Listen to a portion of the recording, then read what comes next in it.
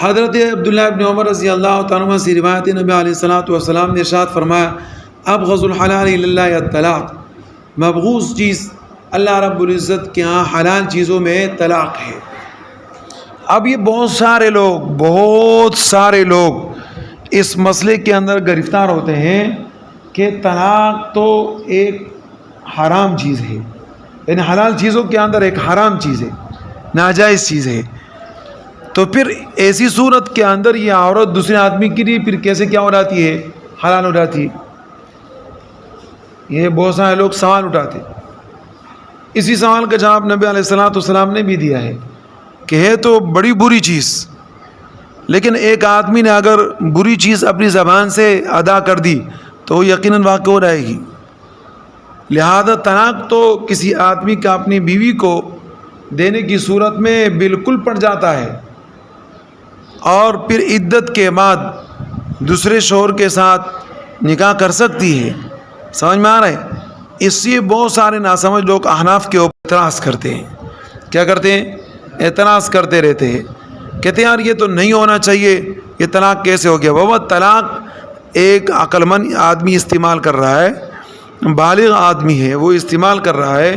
نبی علیہ الصلوۃ والسلام نے فرمایا آپ نے اپنی بیوی کو طلاق دیا ہے، طلاق کے اندر مذاق نہیں چلتا، لہذا یہ مذاق کے طور میں بھی سیریس ہے، اور سیریس تو سیریس ہی ہے۔ تو اگر آپ نے اپنی بیوی کو طلاق دیا بطور مذاق کے تو تب بھی طلاق ہی ہے۔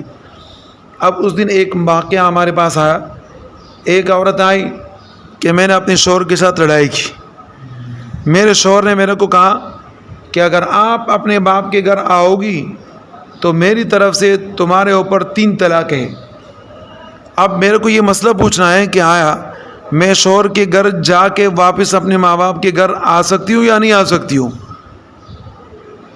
حالانکہ وہ شوہر اس بات کے کہنے کے بعد اپنی اس بات کے اوپر پشیمان تھا، لیکن پھر بھی ظاہر ہے وہ شرط واقع بھی نہیں ہوا ہے، لیکن اس کے باوجود شریعت نے ان کو اتنی بڑی سخت سزا دی ہے کہ یہ آدمی کیا کرے گا؟ یہ آدمی سب سے پہلے اپنی بیوی کو 1 طلاق رجعی دے گا، اور طلاق رجعی کے عدت گزرنے کے بعد یہ عورت کیا کرے گی؟ اپنے باپ کے گھر میں چلی جائے گی، اور دوبارہ پھر یہ آدمی کیا کرے گا؟ اس کے ساتھ نکاح کر لے گا۔